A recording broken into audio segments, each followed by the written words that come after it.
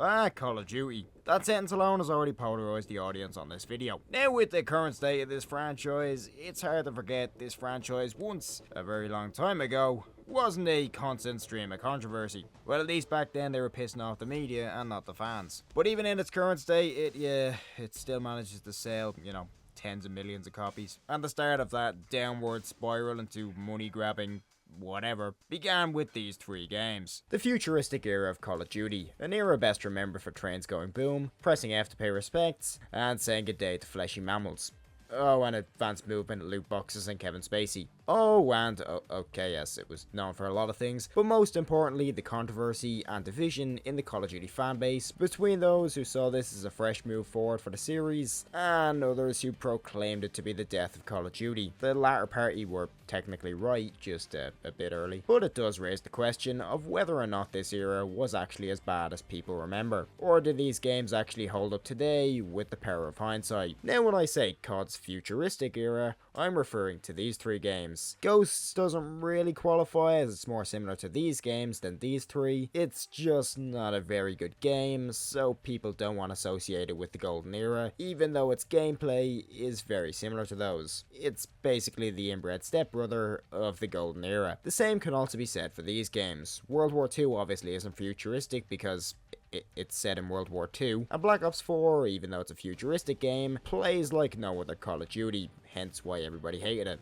Except me. Advanced Warfare, Black Ops 3 and Infinite Warfare are the trifecta we will be analysing today. And with all that background detail out of the way, let's delve into the first. Advanced Warfare was released on November 14th, 2014 on 8th and 7th gen consoles, except the Wii of course, because if they got this game to run on that thing, I honestly think they should have gotten the Nobel Prize. This was the first Call of Duty game I'd consider to be for the 8th generation of consoles. Ghosts was of course a launch title for the PS4 and Xbox One, but it always felt like that game was being developed for the 7th gen and then was quickly ported onto the newer generation of consoles. Advanced Warfare actually felt like I utilised the console's hardware it was on, and of course this was done by the team down at Sledgehammer, everyone's 3rd favourite COD developer, actually possibly even 4th if you throw Raven into the mix. The campaign of course is set in the year 2060 and follows Jack Mitchell, a former US Marine who after the death of his best friend Will Irons and loss of his arm, goes to work for Will's father's company, the Atlas Corporation, a private military corporation led by, hey, isn't that?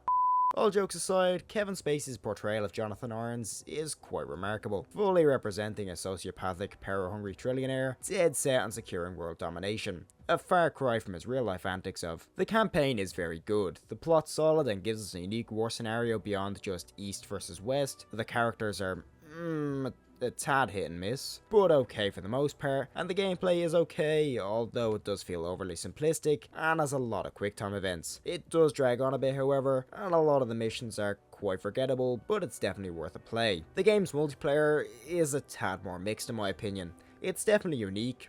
So yeah, the whole exosuit jump boost thing is very gimmicky here. It doesn't add a huge amount to the gameplay besides adding a cheap way to jump foes, with the downside of making yourself an easier target. Other aspects of movement are okay, I personally like the slide, and if you master this and the dodge, you can really become a force to be reckoned with, but a lot of people don't really seem to bother, and most gunfights are on the ground. The maps are subpar in my opinion. The guns are quite interesting though. It's clear the developers took the new setting and used it to create weapons that aren't just a souped up.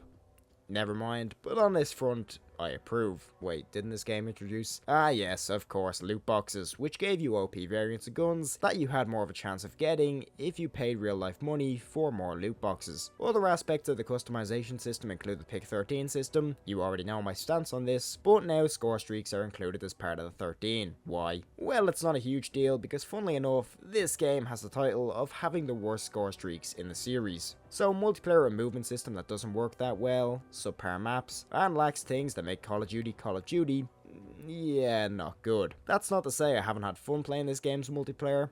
Yeah, never mind, who am I kidding, I didn't really enjoy this game. Exo Survival and Exo Zombies, 2 modes I don't really have any love for either. Exo Survival is like Modern Warfare 3 Survival, but worse in every department. Only 4 maps compared to Modern Warfare 3's 16, less variety in gameplay, and overall just a simple wave survival mode. Exo Zombies was a bit more in depth, and in all honesty, I did like the plot, but there is a reason no one ever talks about this mode. So overall, not a great start for disproving the title of this video. Black Ops 3 was released on November 6th of 2015, alongside the greatest COD trailer of all time that I can't play because of copyright. And from the start, the hype for this game was real. See, although yes, this game was released during a period of turmoil for Call of Duty, it was still a sequel to one of the greatest shooters ever released, and although it was futuristic, many in the community still had hope for this game being good. Well, that was until they played this game's campaign. I'm gonna be honest, I've played this campaign 4 times over, including on Nightmare difficulty, which is hell, and I still could not summarize this plot for you. You play as the player, who I think is also Taylor. Then there's this whole DNI thing, and an AI, and Nova 6.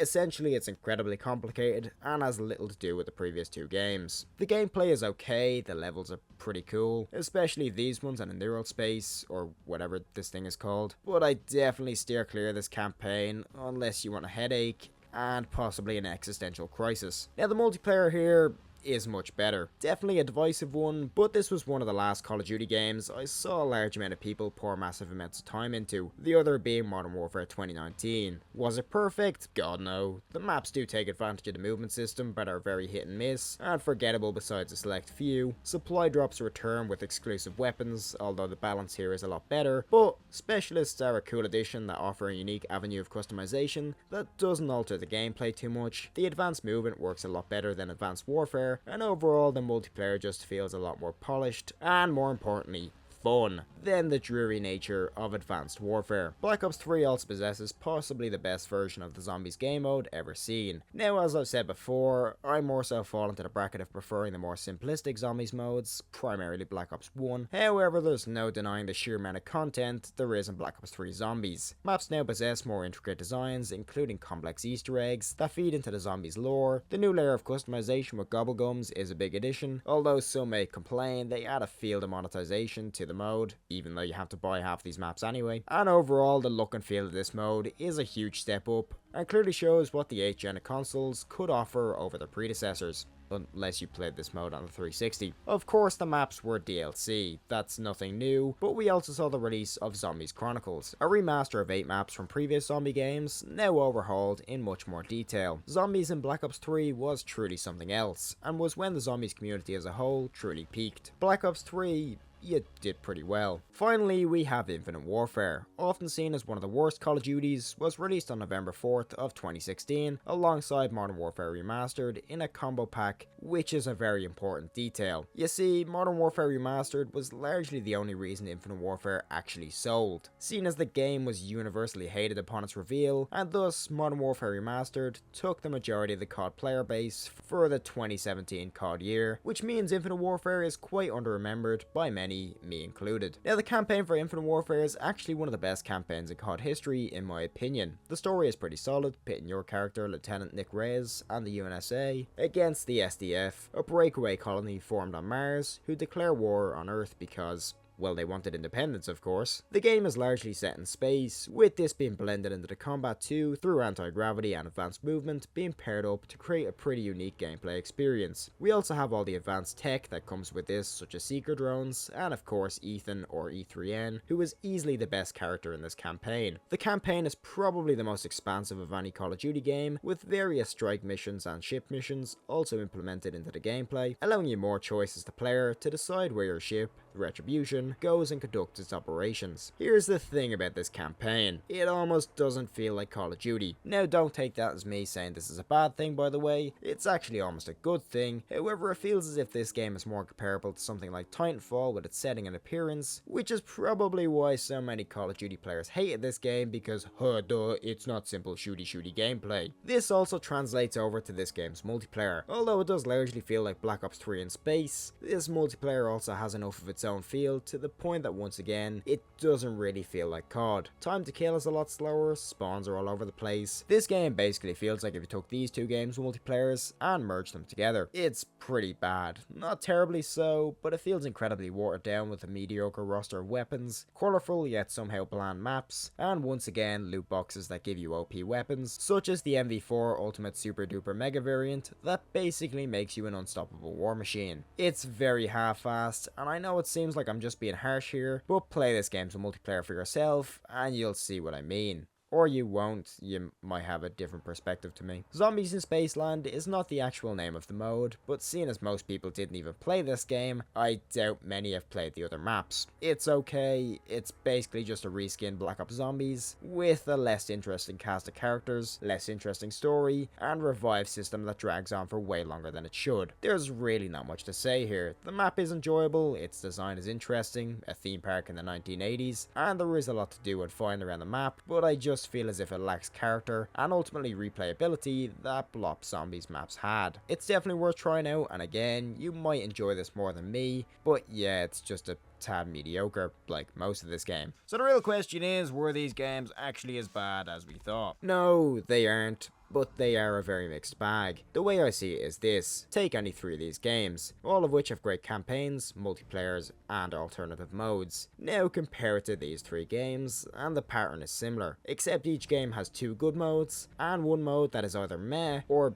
just not good altogether. These games are not bad games. They aren't amazing, but they aren't bad. But for a more clear answer as to why they aren't looked at so fondly, you really need to look at the context of the time that they were released. This was an era when a new COD game had been released every year for near about a decade. People were starting to get sick of the same old stuff, but also an era when futuristic games were in fashion. So of course the COD developers thought, why not make our games futuristic? Which did work at first, but quickly began to divide the community as the second and third games were released. The reality was the COD fanbase had grown to such a size that the ability to please everyone had basically been thrown out the window. No matter what they did, someone wasn't going to be happy. Mix that in with the numerous other anti-consumer moves by Activision, such as loot boxes, really led to a lot of people harboring a lot of animosity towards these games. And with the increased competition from other shooters such as Rainbow Six Siege, Battlefield, and Overwatch, many people saw an opportunity to try something new. It also didn't help that the games that followed these three were not particularly great either. But let's be real, given how this franchise is gone,